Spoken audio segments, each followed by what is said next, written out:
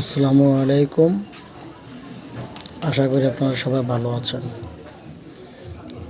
আজকে আমি একটি ট্রফিক বিষয় নিয়ে আলোচনা করব।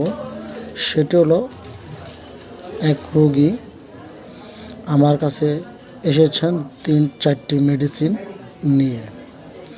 তো এই মেডিসিন সম্পর্কে পরে যাই, তবে সর্বপ্রথম কথা বলি যেটি স্বাস্থ্য সাথে যারা নিয়োজিত আছেন প্রাথমিক পর্যায়ে, তারা অবশ্যই বিবেচনা করে ঔষধ দিবেন। কেননা আপনার এই বিবেচনার উপরে নির্ভর করবে একটি রোগী নয়, গোটা একটি পরিবার।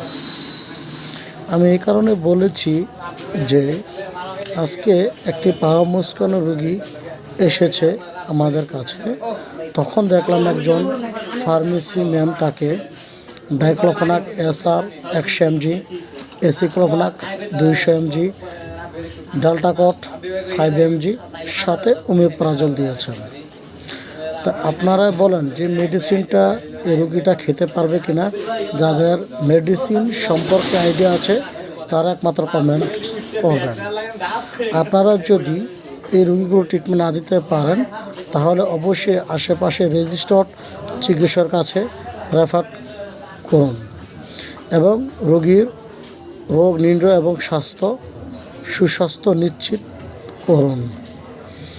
এবং অবশেষে বলতে চাই যে পল্লী চিকিৎসক ভাইয়েরা আছেন, ফার্মেসি ম্যান আছেন, স্বাস্থ্যের সাথে জড়িত, যে মেডিসিনটি আপনি নিজে খাবেন এবং সেই মেডিসিনটি অন্যকে খেতে দিবেন এবং সেটি যেন হয় ভালো কোম্পানি, ভালো ব্র্যান্ডের ওষুধ, যেহেতু খেলে তার উপকার আসে এবং কাজে লাগে।